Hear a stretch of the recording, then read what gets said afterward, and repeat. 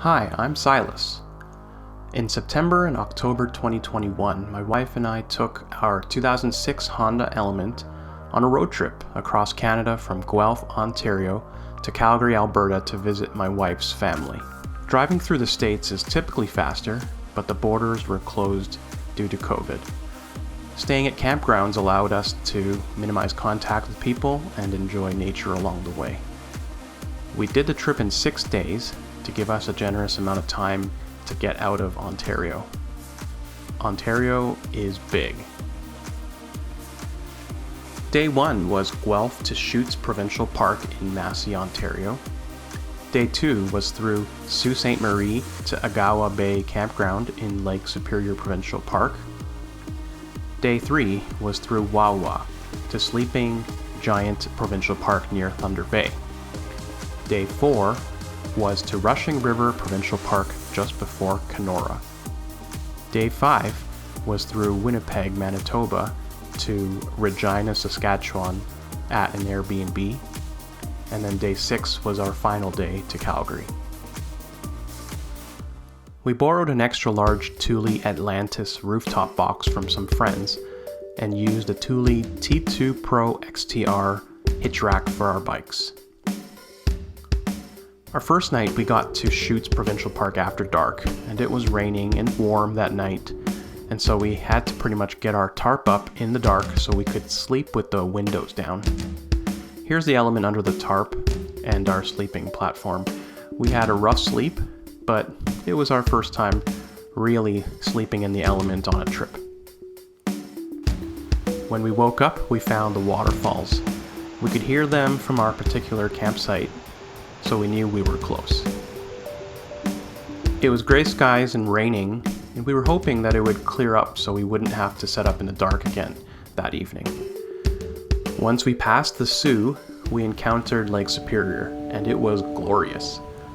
The waves were pounding and the wind was super strong.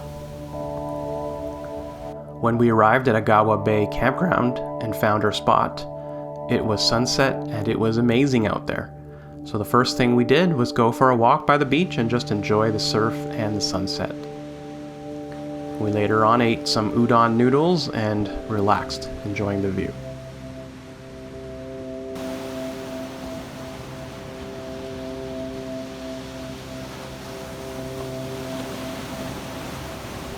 We set up our hack awning, which uses a blue tarp, and hung up the white tarp, which needed to be dried from the previous rainy night, and went to sleep.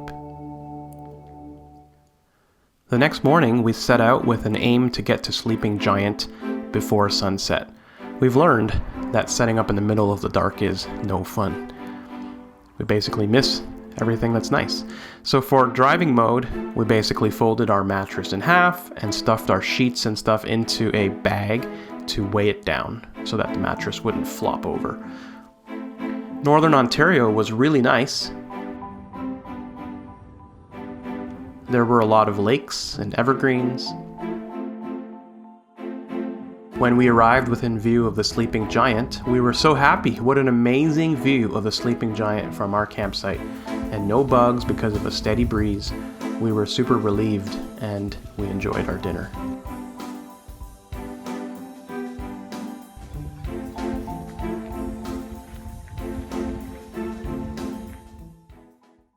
The next morning we were wondering what it would look like outside. When we got outside, we retreated to some mist over the lake.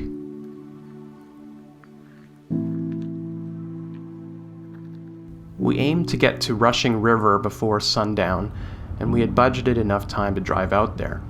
But we ended up getting stuck on the highway because of an accident near Wabigoon.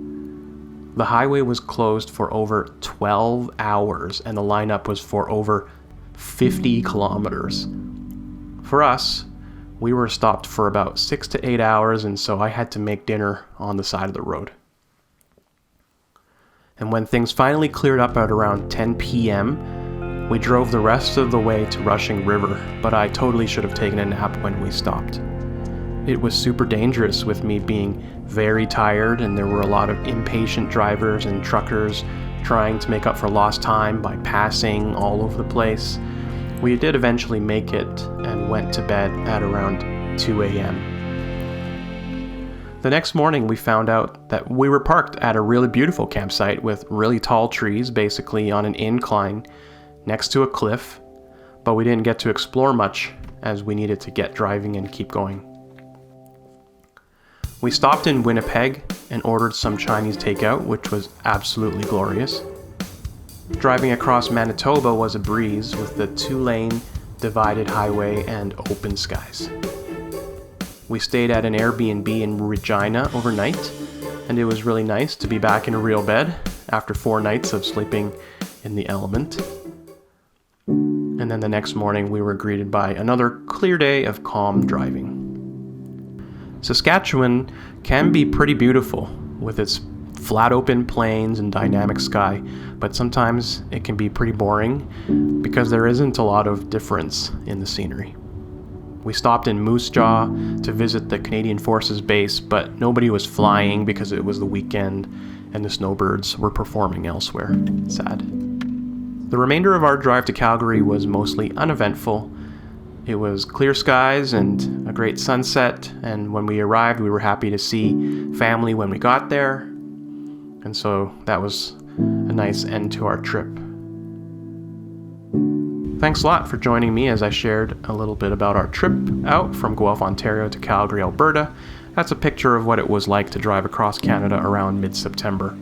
Hope you enjoyed it, and if you liked what I shared or showed, feel free to like or subscribe.